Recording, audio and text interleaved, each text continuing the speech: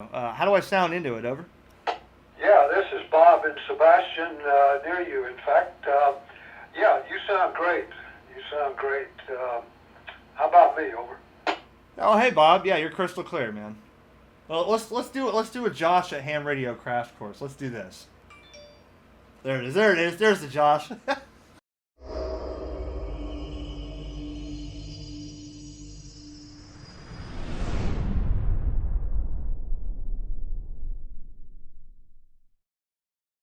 Hello, everyone. Welcome back. This is KJ4YZI, and you're watching Ham Radio Concepts. Today on the screen, we're checking out the brand new Yaesu FTM-300D, a dual band analog and C4FM digital transceiver that is not replacing a current model in their product lineup, but adding it based on features that people requested, users that wanted something in between maybe a 7250 and an FTM-400 XD. So Yaesu was, wanting to add some features, stay up to the market, and now you have like a Goldilocks. This one may be not enough for me. This one's too expensive of features I won't use. This one's right in the middle, right? So we're going to talk about that. And before I do that real quick, thanks to GigaParts for letting me borrow this. I heard about this from them at the Orlando Hamcation in February that it was coming out. Talked to Yaesu for a little while about it and figured I'd borrow it from GigaParts to show it, and they're always good at letting me do that. So thank you very much. And before I go any farther, thank everybody, my subscribers who watch and support Patreon. My patrons on there, I just feel so bad. I don't have a creative enough idea to thank you with something as a reward, but you're generous enough to support my efforts. I did not and never will forget about you guys. Thank you. But something that my P.O. box is like a little treasure trove, right? And check this out. Went to my P.O. box, and a subscriber had made me a 3D printed license plate for me. Little desk ornament with the little arms to stand it up on my desk.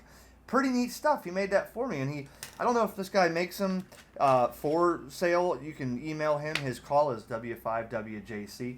And he sent me a postcard and said, Eric, just wanted to say thanks for all the effort you put in to making YouTube videos. This is a 3D printed plate I made that I hope you'll appreciate. Thank you, Jonathan, very much. And I don't know if he'll be mad, but maybe you want one of these and throw him a few bucks for his time and effort. Email is in the description below, and maybe he'll make you one. But thank you, everybody who sends me little things. Eric, all the hurricane supplies, and the people that send me, things. It's really, really appreciated. Makes it fun doing these videos. So let's check out the FTM-300D here and show you all about it.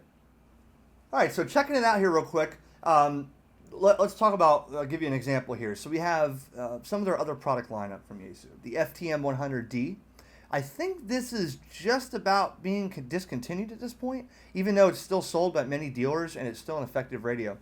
The FTM-100D has a couple less features with a little bit of a smaller size. And then on the other scale, you have their FTM-400 XD, or DR. And this radio is a touchscreen. I know Josh from Ham Radio Crash Course has his. He loves it. I've played with it. I love the screen on it. It's great.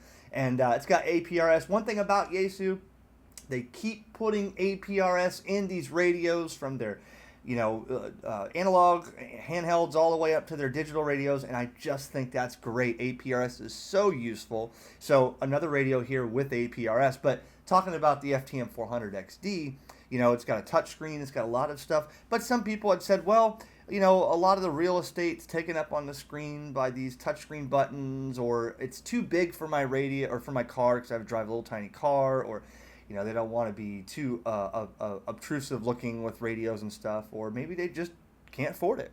So then you have something that would fit anybody that just wants a basic radio with a digital capability like the FTM-7250.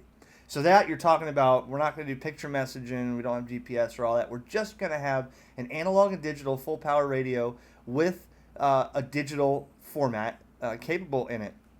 But for me, that wouldn't be enough. I'd want, something that's got a screen, APRS, the pictures and all that stuff. So introduce the FTM-300D and some other features that we'll talk about. The body of this thing looks like small, like an FTM-400, right? Top firing speaker. They have added, they said they redesigned the air cooling on this thing with a forced air induction where you have, the heat sink. Let's see, let's take this off here for a second. the heat sink, the air intake, and it goes over the PA section and keeps it cool on long-winded rag chews. How about the included mobile mount here for quick disconnect? So, okay, so now you can do that if you're worried about theft or whatever. You can mount the bracket, comes included, screw it in there, and then slap the radio in and out, and away you go. You don't have to worry about unscrewing the radio every time. Now, on the back, as I said, the fan, which is automatically controlled, blows a lot of air over the PA, your SO239, your power cord here, and a data port on the back that is an 10 pin, 1, 2, 3, 4, 5, 6, 7, 8, 9, 10 pin data jack on the back, 2 independent speaker jacks on the back, a VFO-A and VFO-B. Why? Because, or speaker A, speaker B, because you have 2 independent receivers on here, 2 vocoders, meaning you can listen to 2 simultaneous C4FM digital contacts at the same time on here, or 2 analogs, or a VHF, UHF, and you get it. So you can output 2 to a splitter to 1 speaker, or you can have 1 speaker on the left, 1 speaker on the right. You can output audio to record and make your own YouTube videos. It's very cool. So 2 independent receivers. Okay, on the front here, this radio is designed that you can use this headless or the head attached. Now, some people, again, like my 5100 ICOM I had, or my 7100 I do have, or someone with an FTM-400, maybe you don't want the head attached to the body, or maybe you want to hide the body under the dash or in the glove box or under the seat and have only the head of the radio shown. Well, that's up to you, and they do include the remote head cable with, of course, this bracket and the little mount to mount the head here, so you could double stick tape this, or I had one I think for an old Kenwood one time, and I stuck it in a crack on the dashboard or an event or somewhere and had the head on here, and I could pull the head out real quick and leave it in the parking lot somewhere where nobody sees it. So all that comes with this radio. No need to buy an extension cable or a head kit or whatever for this. The radio head here is, again, looks a lot smaller than an FTM-400, and it's not touchscreen. But again, that's okay for some people. For me, it would be okay. So let's say you're not a touchscreen person. People say touchscreens fail. I don't want a touchscreen, or it's in the sun. I don't want a touchscreen, or I damage a screen with my greasy fingers while I'm outside working on a car. There you go. See, you have an option. Do you want a touchscreen or not? This is not. Again, dual independent volume controls and independent receivers here, so you can adjust. Have APRS running on one. You can have a digital C4FM running on the other, and all your buttons are accessible here, which can be used for several things, okay? I mean, for instance, you can change the band right here on the front, VFO or memory, VFO-A, VFO-B, wires X, group monitor, your function to go into other menus, your squelch, your display, everything is right there accessible that is most common to use. That is what's very interesting and practical for Yaesu to do. Now, another thing that's cool is you have a micro SD card here, slot, and the micro SD slot would be for saving pictures or other memory or other ideas. What do you mean pictures, Eric? Maybe you're new to the game. Well, you can see that I still have my Yaesu speaker camera mic. Now, I bought this a while ago when the FTM-1 came out, or FT-1D handheld came out. Now I have the FT-2D. I had sold it, and then I bought it again. So this is the camera mic. And how cool is it that you could just take pictures with the camera? It'll show up on the screen, as I'll show you in a minute, a picture, and you can send it over C4FM, Wires X, digital, to somebody else, in which they can send to you, and you can download it on the micro SD card to put in your computer to check out those or post them on your Facebook or whatever. I think that is a really good option. I just don't know a lot of people that have it, so I never end up doing this. You could take pictures with this and send it to a FTM-100. I think when it won't show up on the screen, it'll still show up. You could save it, much like the FT-1D handheld. No camera screen on there, but it does save to the SD card. You just got to pull it out, put it in your computer. So this does not come with it, this camera mic, but that's mine. The microphone that comes with this looks to be a little different. Everybody always wants to ask, how's the microphone look, Eric? You never show the mic. Well, here it is. Okay, you can have your direct entry on the front for letters, for naming memories, for writing APRS messages, a mute button on the front, priority or programmable 1, 2, 3, 4 buttons, channel up and down, It's got a soft click to it. Well, no, it's got a, you can hear a mechanical switch in there. Yes. Yes, mechanical switch. So it doesn't have the, rubberized where you don't hear it clicking. You hear a nice click. Okay. That's the DTMF microphone SSM85D. So DTMF always good for using it on Echolink for all-star repeaters or wherever, even dialing up different node numbers for wires X. So that's the microphone. That's what it looks like. And it does have the little RJ14 plug that would plug right into the front of the radio here. And if you have the head on, there's, let's see, there's got to be a way to, route the cable through here to where it's not in the way, under one of these side pieces here. All right, under the bottom, so that you're not pinching the cable. All right, so, of course, I got to take the screen cover off. That always bothers everybody, right? I wonder if GigaParts is saying, no, don't do that. Well, I did it. Sorry. So looking at the radio here itself with the head attached to the body, this is kind of what it would look like with the head on the body. It sticks up a little more, but that's okay. Again, it can be mounted either way, but that's no problem. The screen, color screen, looks to be easily to be read in the day or in the night. So, but again, nothing's going to be sticking out where the people are looking in this car being like, wow, that's something that I want to really, steal. What is that? Must be some FBI thing. No, it kind of looks just sweet, like a little radio. And again, 2 independent receivers, so 2 separate volume knobs. The volume knobs are just for volume, but on the right side, your VFOA and VFOB, if you call it. And they're also multifunction knobs, so you can push them in, change the frequency here, or say hit the squelch button, use it to turn the squelch up on VFOA. Okay, so everything, again, what you don't want is a radio sometimes where you have to go through thousands of steps to be able to change the squelch or to change anything basic while you're mobile on the road or in an emergency situation. Anybody can pretty much figure this out if they had to by touching knobs and looking at buttons that they're familiar with as a ham to see what they need to do, okay? The specs are 50 watts on VHF and UHF, and that's 144 through, the 2 meter band and the 440 band for ham. Now, it also has a wideband receive all the way up to 999 megahertz, including fire, EMS, stuff like that in between public safety, business. You can listen to all that stuff without transmitting. But a lot of if I go here to band, you can see they're grouped together. You can listen to 220, can't transmit it. UHF, 850 to 999. Cellular is blocked in the U.S., of course. There's that would be AM broadcast or AM airband, excuse me. Okay, then your 2 meter ham band there. So if I go into function, a short press gives you a couple of function menus like enter frequency, APRS. But if I hold it, it goes into the other function. You can see I could scroll through and SD card or set the display tones if you're wanting to set up repeaters and stuff like that. Option for USB camera, right? Bluetooth also. We're going to talk about Bluetooth for a second. But the USB camera, that would plug into this side over here, my speaker camera mic. Long press here for display. We're starting to get to now the FTM-400, the FTM or FT-3D, the FT-2D. The menu's starting to look the same. Okay, a lot of these are familiar to what my FT-2D does. And what I'm seeing is that some of these, the way this is set up here, it's like 1 layer or 2 layer. Like the first layer is this one, then you go into config. There's the second layer for it's menu driven, but it doesn't have to be. Some of the stuff can be operated from the front here, your basic settings and your stuff that you use every day, right?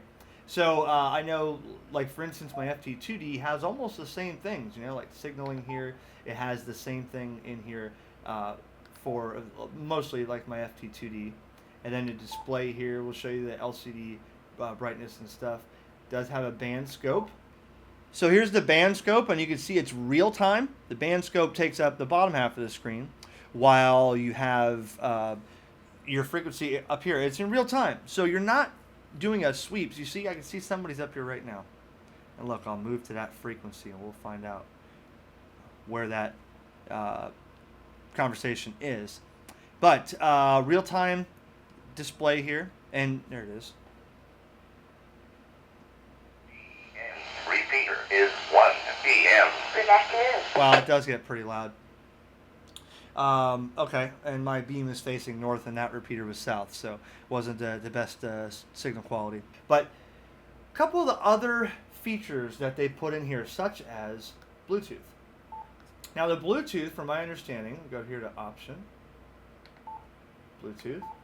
Okay, the Bluetooth, they have their own. Yaesu has their own Bluetooth earpiece that will work with this, and I think it'll also work with the FT-300D handheld that they specifically designed for this. Now you can also use a variety of other maybe Plantronics or something Bluetooth, but I don't know what they guarantee that works, and I'm not sure if it'll go through or sync up to all the Ford Bluetooth sync systems or whatever.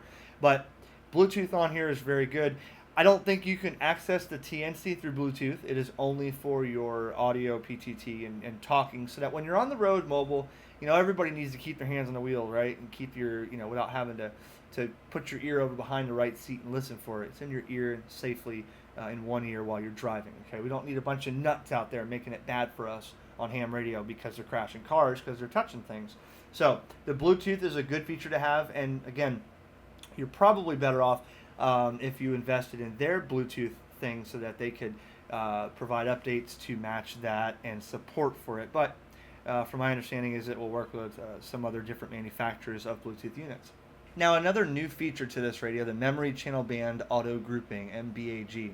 It's something that they added here, and basically I am the anti-ham when it comes to memories, okay? I don't program radios as often as I should. I still have a brand new RT systems I bought from GigaParts a year ago or more for my FT2D, and I still continue to go through and type frequencies in by hand. I mean, that's what I do. I have thousands of contacts on my iPhone. I dial everybody's number by heart, that's what I do. But good thing about that is I can grab anybody's radio and dial up a PL tone and a frequency for a local repeater without having to say, oh, what's the memory? So for those who use memories, though, which I want to one day, the memory grouping, the way this works is because you have AM airband and you have VHF, UHF, and also, like public safety and business band in there.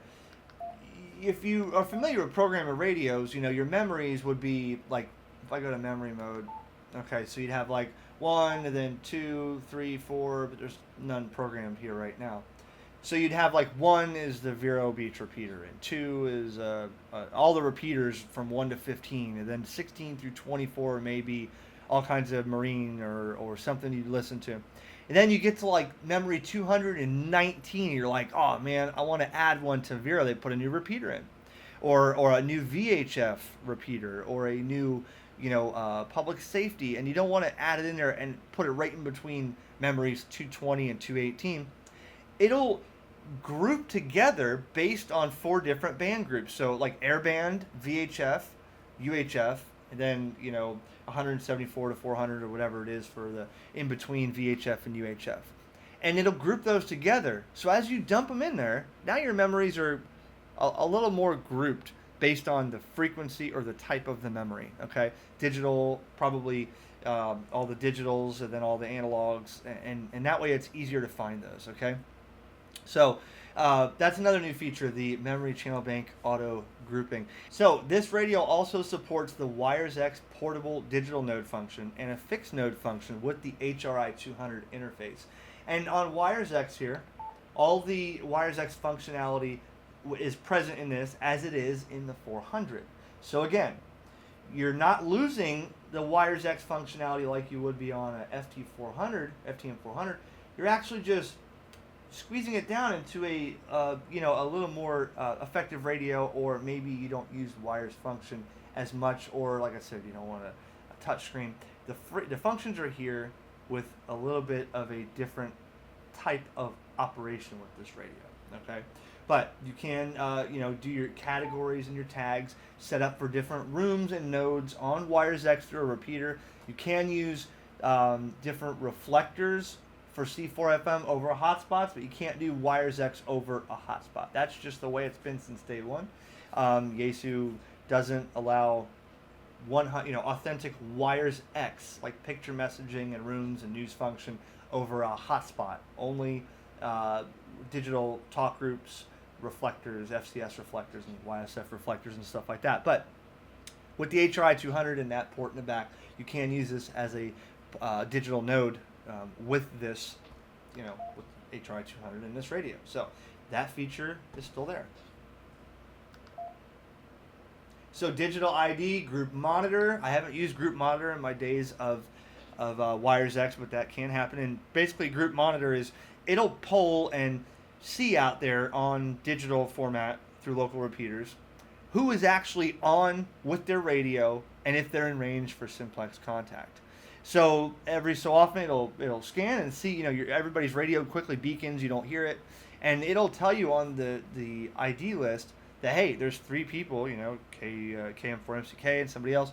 They're on their Fusion radio right now because we just heard their radio 10 seconds ago and it knows you're active. So group monitor is a really cool thing with position awareness, which happens with the GPS receiver it's built in. Probably just as sensitive and just as good as the GPS and all the other radios that I've had from Yaesu, 66 channel high sensitivity. So you can do real-time navigation, you can do backtrack features, GPS terminal for an external GPS receiver, and 1200 and 9600 APRS data mode for APRS functionality. Here's the GPS menu here. Shows you the satellites that has acquired signals, but you still see your VFO-A and VFO-B here on the top. Gives you your GPS info, but if you go back, you also have, let's go back into that. Display, GPS information, timer, clock, altitude, backtrack. So you can see a backtrack. It'll tell you, however, it did a data log of the GPS coordinates that you went, and it'll reverse that so you can see exactly how to get back to where you started. Search and rescue, traveling. I wouldn't say that this is going to tell you where McDonald's is 400 miles away on your road trip on 95, but it'll tell you how to get home once you get there. My pleasure. I enjoy your stuff. Keep up the good work. KK4THG. Very good, Bob. 7-3. KJ4YZI clear. Yeah, sounds really good. Very happy with Yaesu. And the fact that speaker is that loud. I can't stand having a radio that's not loud. And radios lately have been coming out, like the Anytone, they're really loud. This one is, it's not all the way up, and I did that just so you could hear it on the camera here.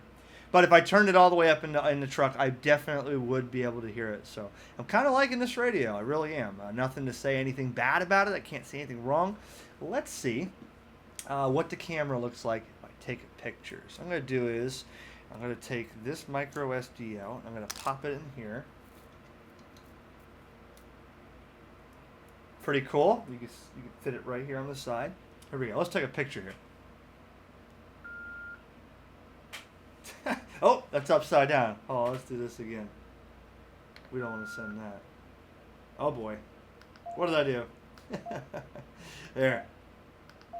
There you go. Let's try it again.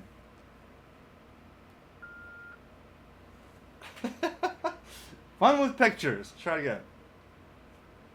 Well, let's do it. Let's do a Josh at Ham Radio Crash Course. Let's do this. I love his thumbnails. He's always got the. Did I get it right here? Let's try it this way. That's Josh on Ham Radio Crash Course. He's got the thinking cap on. If that was a poor. There it is. There it is. There's the Josh. Anyways, I like this radio. And I'm not gonna. I don't want to go in and tie up the analog repeater at the moment for the digital. This radio is capable of it. This radio probably sounds just as good as any other Yaesu Wires X capable radio, so I don't need to prove that works. And then I got to link up the machine, and then some people get mad. They don't know who's linking it, so we'll leave that alone. Until then, we can see that the radio is definitely it's great. I love it. Maybe you want something a little more than this, check out the FTM-400 on YouTube. Maybe this is still too much for you, check out the FTM-100. But either way, I like this radio. Thanks for GigaParts for letting me borrow it. Thanks to Yaesu for providing another quality radio for amateurs out there to use, something that's really thought out well and constructed very solid. I wouldn't expect anything from the best from all the major manufacturers such as Yaesu. And thanks, Jonathan, again, for a little license plate, a little 3D printed license plate. Very cool stuff. And you know what else? One more thank you. Thanks to W2XAB for sending me my little amateur radio guide to DMR digital mobile radio, second edition, by John Birmingham, W2XAB. And this came in the P.O. box also. A nice color illustrated, by hams. It says it's free, available as a PDF on here, or you can purchase the hard copy here for $5. And it's laminated, glossy. It's got all the different stuff about DMR, code plugs, how it works, great stuff. And that popped in there, and I appreciated it. So I want to thank him too. That I need to read through this and get myself up on DMR. But the link to that is in the description as well, and you could probably go on there and find out how to buy. And he is the winner of the 2016 Hamvention Technical Achievement Award in May 2019. Ham on DMR. So there's a lot of different digital guys out there, and a lot of digital modes out there. A lot of products, a lot of good radios. Check this one out. It's another good one. 7-3, everybody. KJ4YZI.